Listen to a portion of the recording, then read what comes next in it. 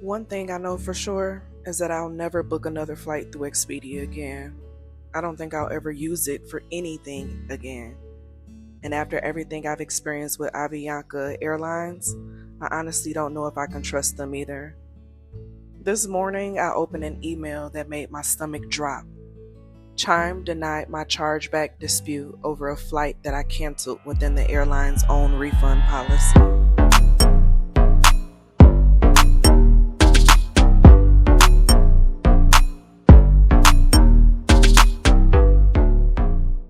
And after months of being passed back and forth between Expedia and Avianca, I'm still out more than $500.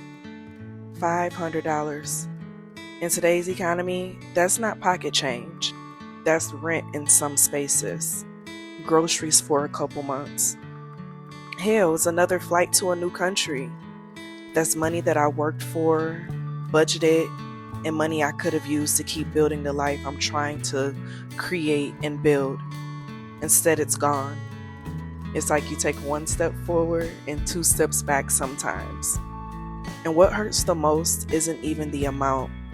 It's realizing how powerless you can feel when two $2 billion companies keep pointing the finger at each other while you're the one left paying the price.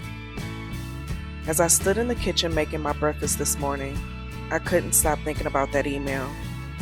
It's amazing how something can happen online, take all of 30 seconds to read, and completely shift your mood for the rest of the day. I kept replaying the whole situation in my head, wondering how something that should have been so simple turned into months of phone calls, emails, and getting passed from one company to another. It's exhausting as hell, okay? To constantly feel like you're fighting systems that were never designed with ordinary people in mind. And sometimes I wonder if anyone else feels this way. I'm sure I'm not the only one. I think sometimes we just stay kind of quiet about it. It's like you're trying so hard to build a life that feels authentic, that gives you freedom, only to keep running into walls that someone else created. It's the kind of thing that makes you question everything sometimes. Like, what am I doing this shit for? Is all of this even worth it? Because I won't lie to you. When I opened that email this morning, I sat there staring at my phone in complete disbelief. And I sat with it and I meditated. And it's not because I expect the email to just magically change, but because I needed peace after I let that bitterness settle into my heart. Because at the end of the day, I'm human. I prayed and meditated that whatever I lost would come back to me tenfold. And not just financially, but in opportunities, relationships, experiences, and blessings that no corporation could ever take away from me. That's the prayer and meditation that I'm holding on to today. If you've been following my journey for a while, then you probably remember that I originally planned to spend time in Guatemala before everything changed. Back in December, I booked a refundable flight from Cartagena. But because life happened and I unexpectedly needed to return back to the United States, I had to cancel the flight. And the flight was refundable.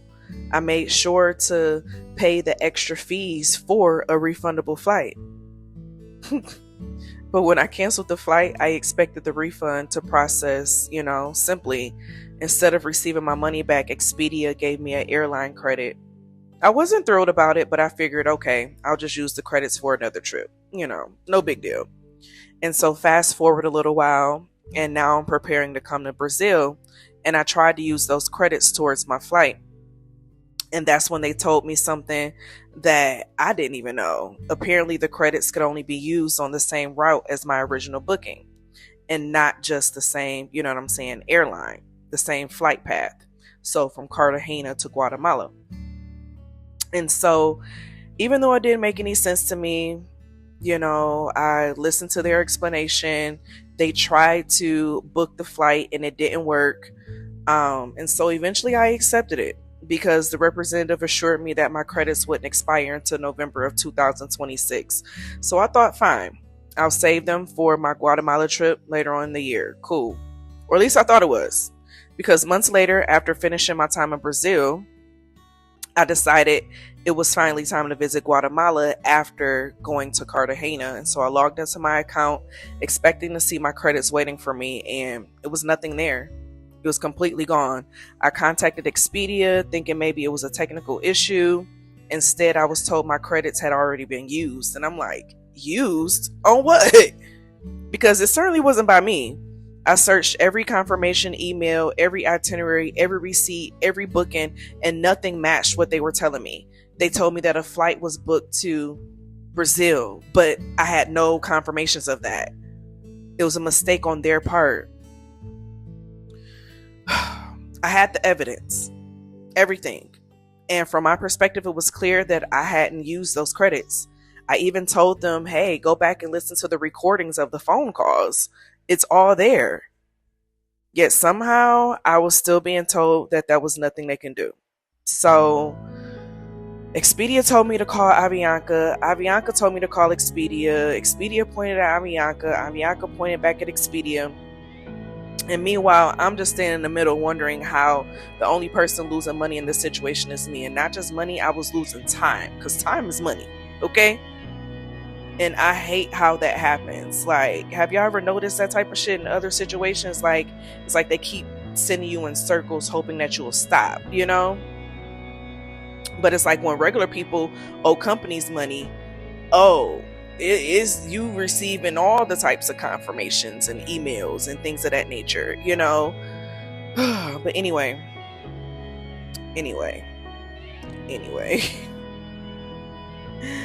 So I submitted a complaint through my bank instead. I filed a chargeback, and I submitted every documentation that I had. And I believe that someone would review the evidence and would get it all resolved, you know? And that's why this email hurt today. Because I know life is not always fair. I know it's not always fair. But I honestly thought that the proof would speak for itself. Instead, the dispute was denied. And reading those words felt like reliving the entire situation all over again. You know, I was angry. I was the kind of angry that makes you stare out the window wondering why it feels like ordinary people are always the ones paying for someone else's mistakes. We always get the brunt end of everything. And that's a dangerous place to stay mentally, you know, because disappointment has a way of convincing you that the world is only unfair. And I've learned I can't afford to live there in that space, you know. $500 matter. I could have used that to start working on paying on different debts and things of that nature. Integrity matters. Doing right by people matters. But I also know I didn't leave everything familiar just to become bitter. I didn't choose this unconventional life so that corporations could steal my joy along with my money. You know what I'm saying?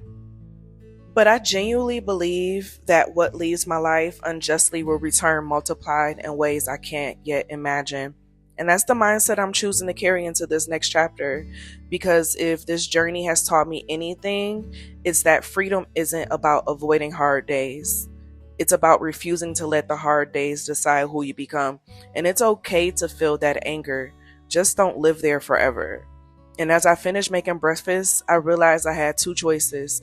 I could spend the rest of my day replaying that email over and over again, or I could accept that some things are simply outside of my control. Do I think what happened was fair? Absolutely not. Okay. $500 is a lot of money, especially when you're building a business, traveling full time, and trying to be intentional with every dollar you spend because you're working on paying off your student loans.